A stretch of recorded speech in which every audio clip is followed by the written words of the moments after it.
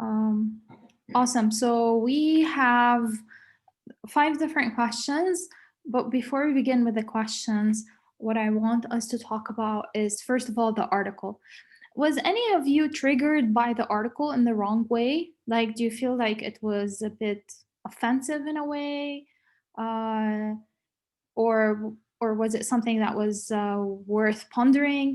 Do you feel that it was you were not the intended audience? Andrew saying a little. Okay, so first of all, let's begin with. So Andrew, would you care to share a little bit about why you felt offended, and then I'll go with Ran. Can you unmute yourself?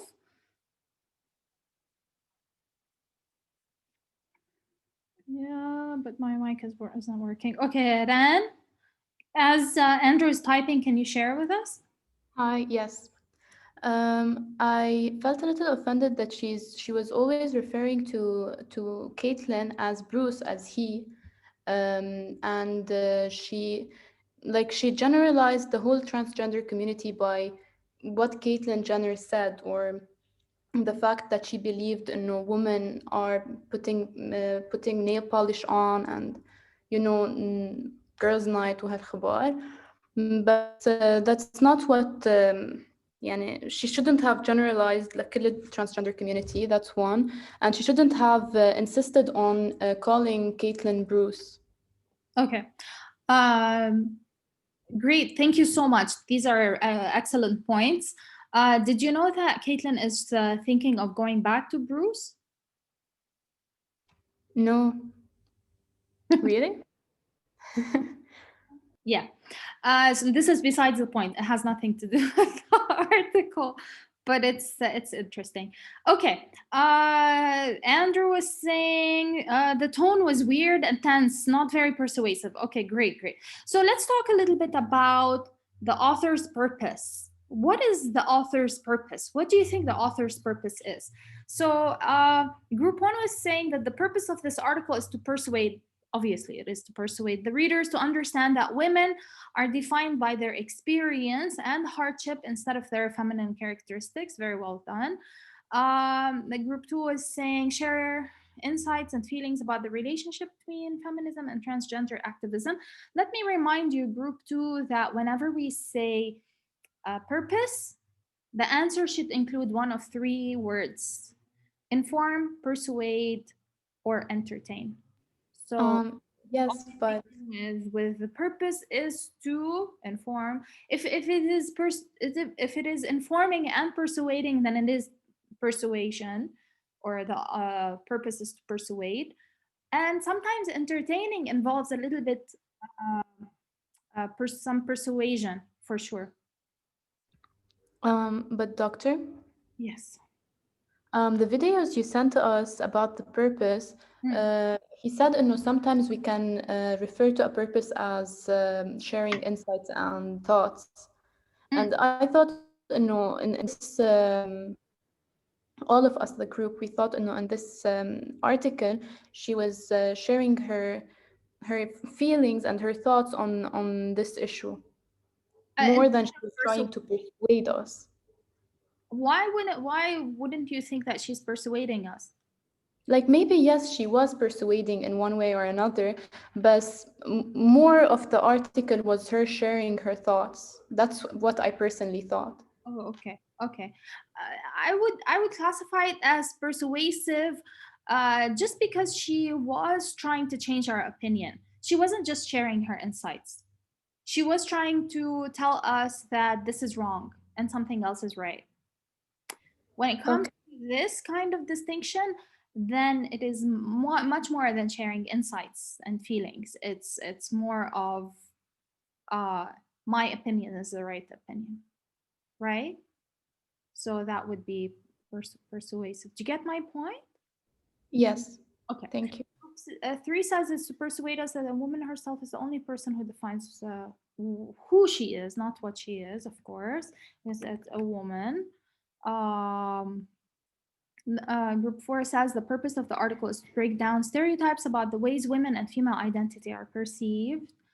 And group 5 says, persuade the reader that women are not defined by gender stereotypes and criticize some ideas that the trans women in the trans women community. Okay. Professor, I don't want to interrupt, but can you like recap really quickly what you did because we weren't in class? Sure.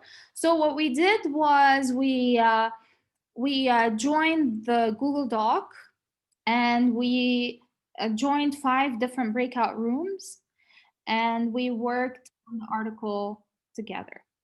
So I will repeat this once Haya is in, because I know that Haya also just joined, and you all of you were in class. Don't worry about it. It's getting recorded, so you can always watch this. And of course I didn't record the breakout rooms. So okay, Haya is still joining.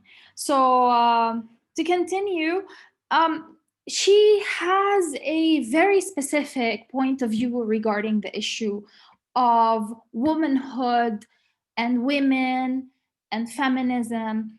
And I was interested in hearing a bit more from Andrew, because I wanted to see whether you felt like you were left out. Did any one of you, any of the readers, felt like this does not concern me? So this has nothing to do with me, and I'm not interested in this reading whatsoever, etc., etc. Anybody?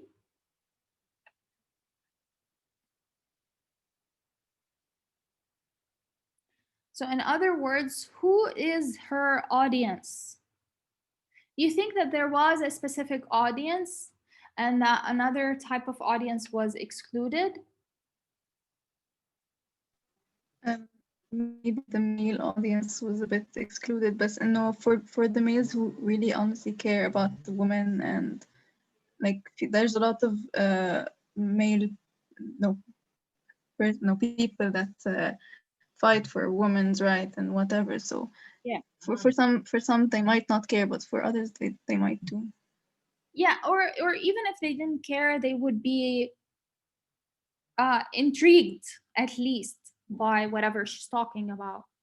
So is she like, why is she saying that? Why is it true? Is it true? And then, do women really feel this way?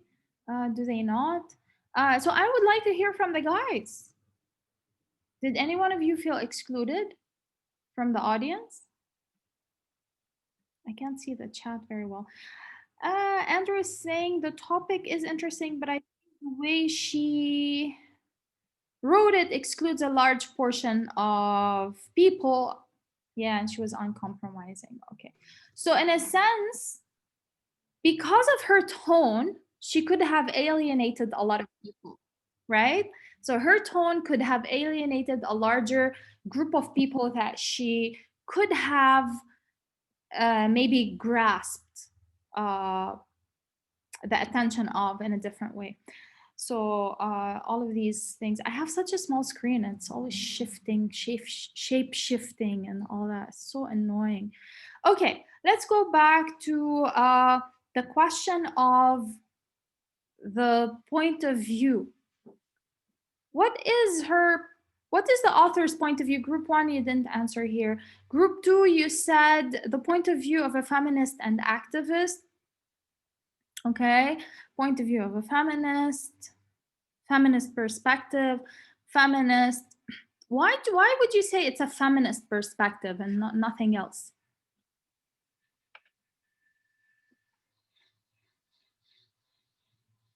What do you think?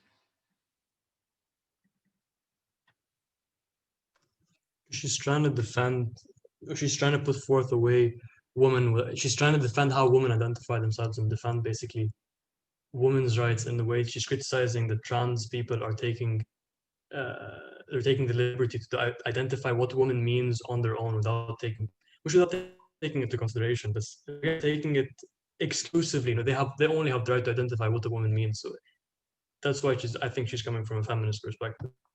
But I think she doesn't have to be a feminist to say all that. She can be a normal woman. Just I agree with you. This is interesting. I have noticed in the past couple of years a debate as to what is feminism and what is a feminist. And I have noticed that there is a lot of negative connotation attached to the word feminist. So, what is feminism? Let's define our terms. Let's agree on what feminism is. What do you think is feminism, and is there really a negative connotation attached to the word? I don't think there's a negative connotation at all. It just means that men and women are equal. On that basis, they should get equal rights. And I don't think yeah, labeling someone as a feminist means you're labeling him as a extremist activist. And I think everyone should be feminists by nature, because in بالآخر women and men are equal. It's not something Equal. novel to be feminist. Okay, so let me give you some background information about feminism. So feminism first started with the first wave of feminists who were calling for a suffrage, for the suffrage act, which means that the right to vote, right? So at first they were not allowed to vote. Blacks were not allowed to vote. Native Americans were not allowed to vote. And this did not only happen in the United States of America, this happened around the world. Women were not given the right to vote until maybe in the 19th century or early 20th century in some areas in the 20th century. So it's been first the right to elect representatives, right? And then in the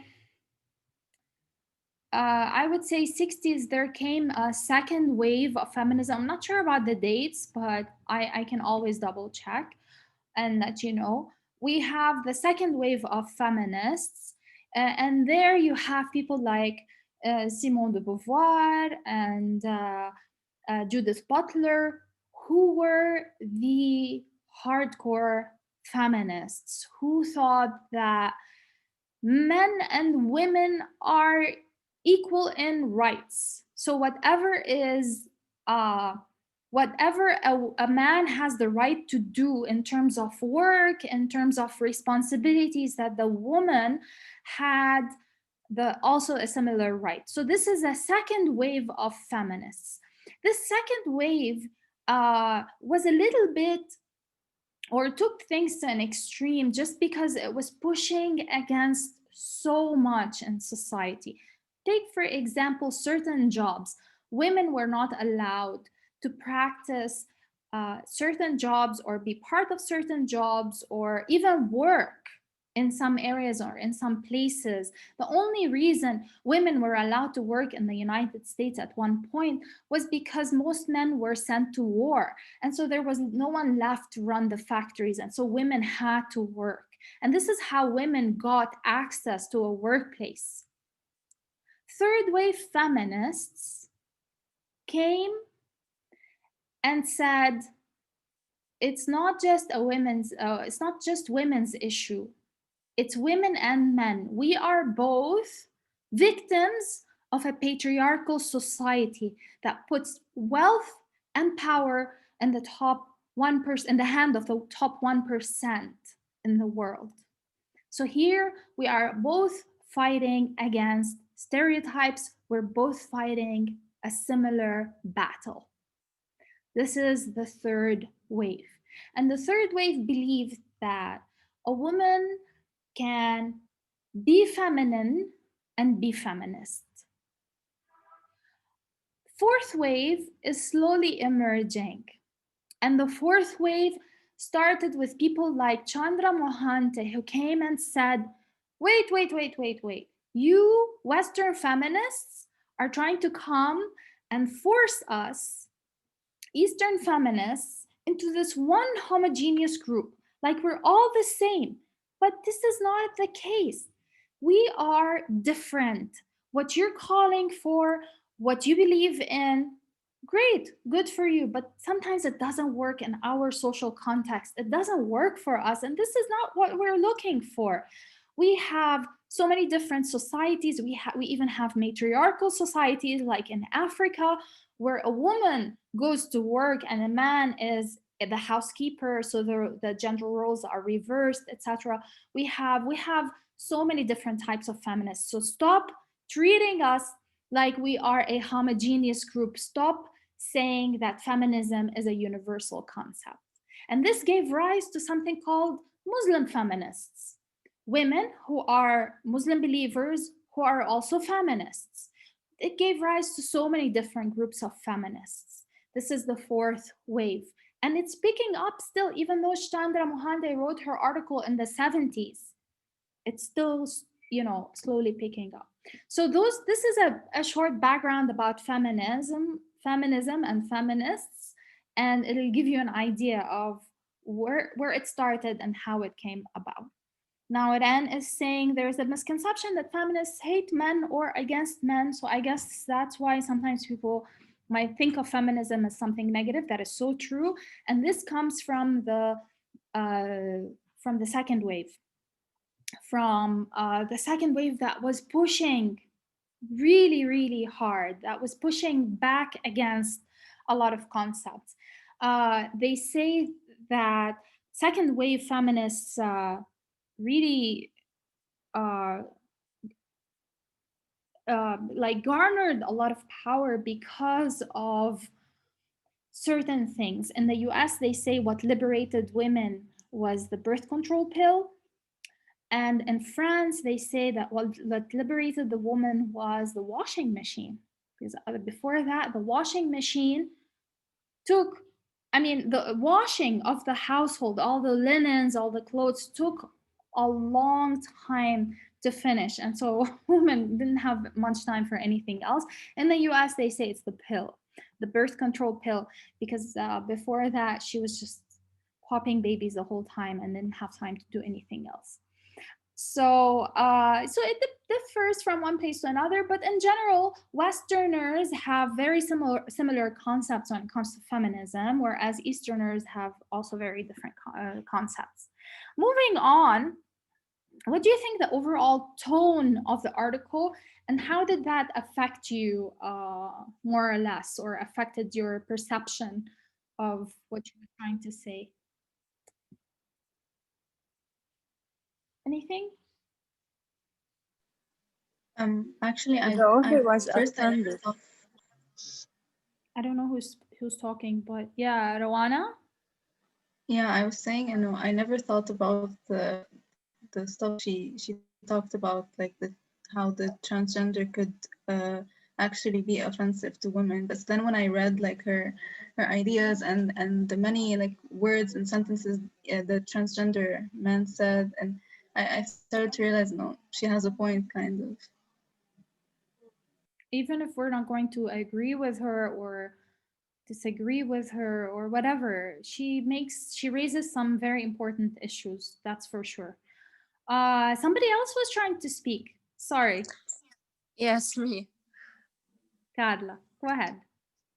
Yeah, I was just saying that I felt how angry the author was actually, and how offended she was while I was reading through her choice of words, through her diction. Yes, isn't that amazing how you can convey so much? Yeah, this is something that grows with you, your tone. First of all, your tone depends on the genre you're writing in. So if, for example, you're writing academically, the tone has to be very serious, very academic. But if you're writing an opinion piece, because this is an op-ed, this is an opposite editorial, which means that it is an opinion piece. So if you're writing an opinion piece, you can use the tone that you want. And this grows with your agency. Your agency is your voice and your writing, your ability to own your writing, so that whenever somebody reads your writing, they can immediately tell that it has been written by you in particular. Great. Anybody else saying anything? Okay. Great. So let's go over the questions. Group one, are you ready to answer orally this question? So why was Harvard's president Lawrence Summers called a sexist when he declared that men and women have different brains?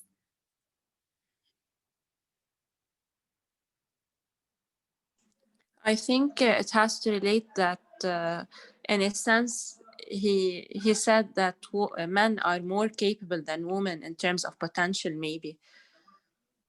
Yeah. Or that Western feminists بيحملوا السيزون بالعرض always. Yeah. I should have said that off record.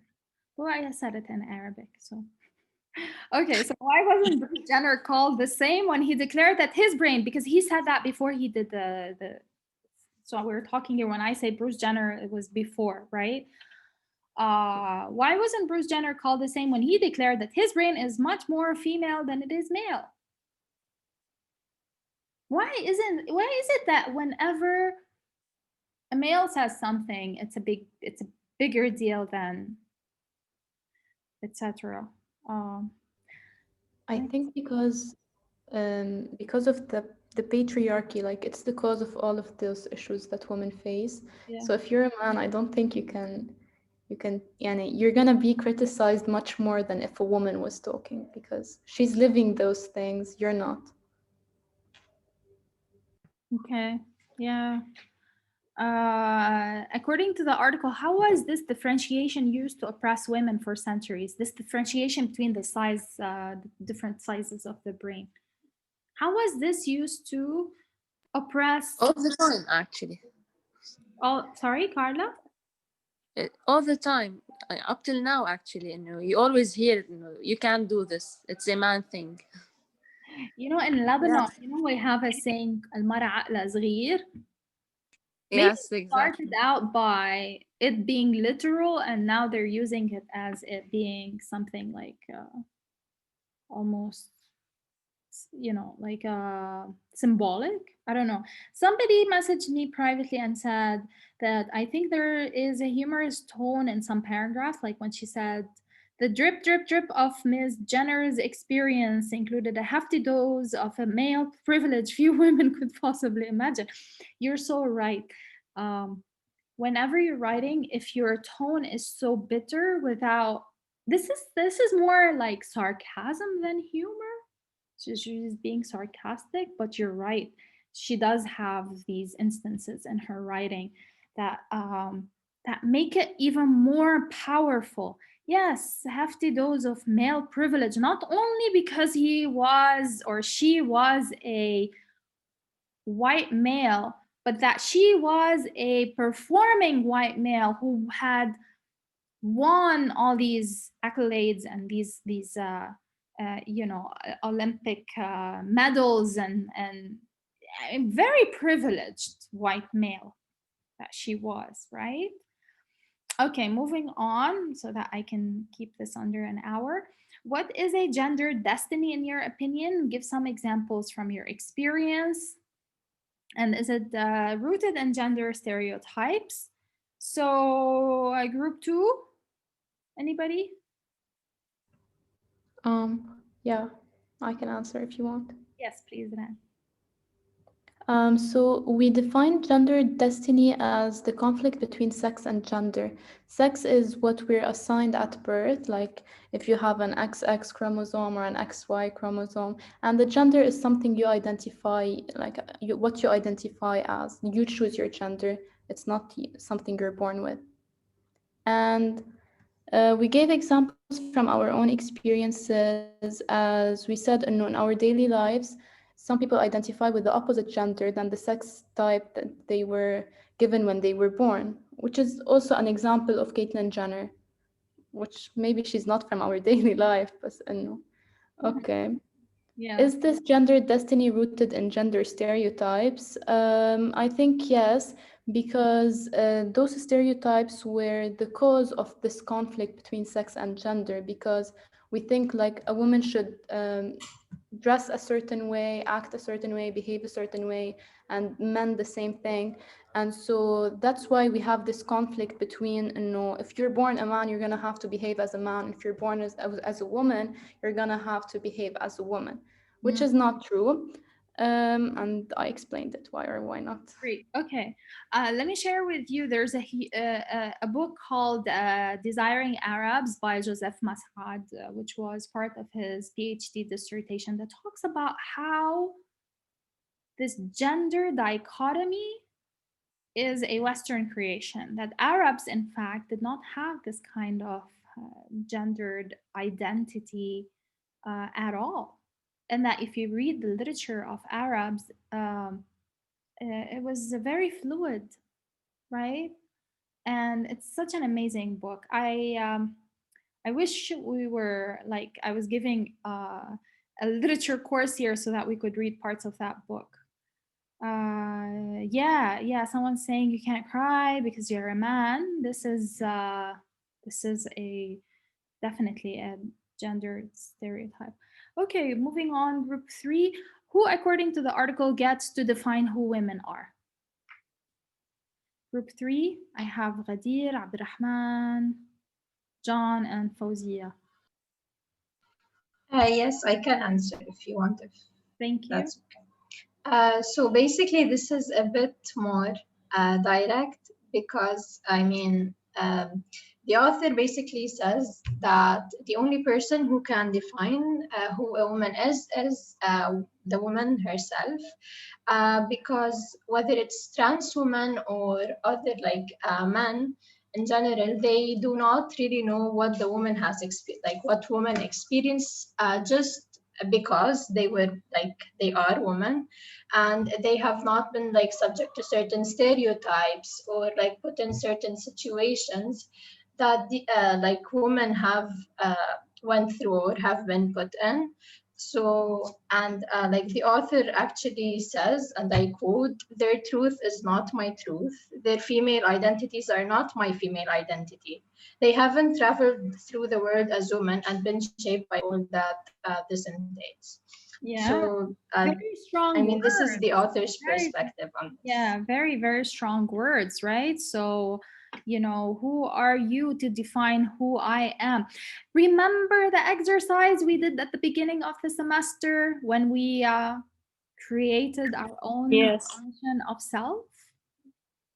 Who gets to define who we are? If we go by society's definition, we are a specific name that we did not pick, a specific religion that we were born into, a specific nationality that we didn't pick, a specific race that we did not pick, a specific everything that we did not pick, right? So when people come and define who we are based on based on I'm so sorry. you'd better be I'm sorry. so sorry. Did you just take a selfie of you? No, I Okay, tried, but it good. didn't work. I don't know who's prompting her to do that of you guys. Anyway, so who defines who we are? We define who we are, right? We define who we are because I mean I can, if I'm a doctor, if I'm a physician, I can probably define to you what biologically it is to be a male or a female. But I cannot define the experience of a male or a female unless I am one, maybe, right? Yeah, definitely those feelings, those experiences come from society, come from culture, come from context. Can you just like disappear to another room? Because I have a class here. I'm so sorry, you guys. Okay. Anything else that you would like to add, Fawzia or someone else? Oh, awesome. That's it for me. I'm not sure if someone else would like to add something. Okay, great. Let's move on so that we are not staying more than a little bit more than an hour because I need to let you go. So what makes up a female identity as explained in the article? What is a female identity according to the article? Why are these experiences important in shaping women and their self-definition? I have Andrew, Nadim, Anthony. I have 4 guys who are going to answer. One of you is going to answer this. That was assigned randomly, by the way, by Zoom. I have nothing to do with that. Nadim. I said that basically the author says that the woman is defined by experiences that she goes through because she's a woman. And she mentions being scared to walk at night. She mentions being embarrassed by, I think, seeing her male counterpart's paycheck. So these things define what it means to be a woman in this society. And then she goes on to say that, okay, a male who's transitioned from a man to woman can't identify as a woman because he hasn't, I'm not sure, he He- hasn't gone through, hasn't gone through the hasn't gone through the experiences. So even though biologically, yes, the brain of a woman is present, the sexual characteristics of a woman are present, but the experiences that actually make up what we call a woman are missing. Yeah, great answer. What do you personally think? I agree with her, Sarah, because you can't, when you're talking about something as complicated as gender and sexuality and sex, and if the brain is so much more complicated than just, you know what, there's a couple of parts of the brain that we can remove and replace, because the brain is built on experience. Yeah. Your brain changes as you experience things, so you can't just, it's not as simple as that. It's not as simple as that. And at the same time, there are certain experiences that shape who you are and shape your life and definitely affect you one way or another. One as simple as a physical experience of menstruation. That in itself, like, you can spend days explaining this to a male, and then, you know, what can you, like, can you? And then the funny thing is that women are getting shamed. It's this cancel culture nowadays. Yes, yeah, sure, no problem, Raf. So the cancel culture nowadays has been so active, not just, I don't want to say active, so vocal, to the extent that women are now shamed for speaking about their experiences that do not align with everybody in the gender, be this person trans or transsexual or transgender, because the two are different, right? So one undergoes through the whole process to change, undergoes a complete sexual change, and the other says, no, I just choose to be treated as a female, right? So cancel culture is becoming big on this. In fact, the homosexual community is, or the LGBTQ community is discriminating against women or lesbians, in fact, because they are trying to say, you know what, you can't talk about your physical experiences. You can't. This is just like, it's marginalizing the rest. But this is my experience. Like, why shouldn't I talk about it? But this is how things are becoming. And it's, in my opinion, it's becoming a little bit dangerous. Because here, the call for freedom is canceling other freedoms. Freedoms that are not offensive to others. Like, why should they be canceled? It's not like I'm saying, you know, the freedom of a Karen needs to be canceled, or the freedom of a white male discriminating against a black male, or the freedom of this and that. I'm talking about the basic freedom of experience, of talking about one's experience. Okay, final question. What are the realities that shape female brains? Why is it important for women to reconceptualize themselves? How is this reconceptualization affect gender stereotypes? So Amal, Jason, and Fawzi, who would like to answer this? Fawzi? Yes, I'll answer. Okay. Yes.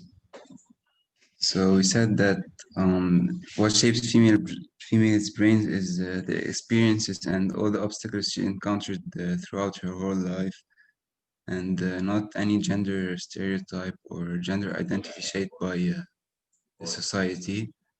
And it's important for women to reconceptualize themselves so they can create a new identity, and that will help break the gender stereotypes in society and the gender norms. This is interesting. How can they do that? How can they reconceptualize their gender to break gender stereotypes?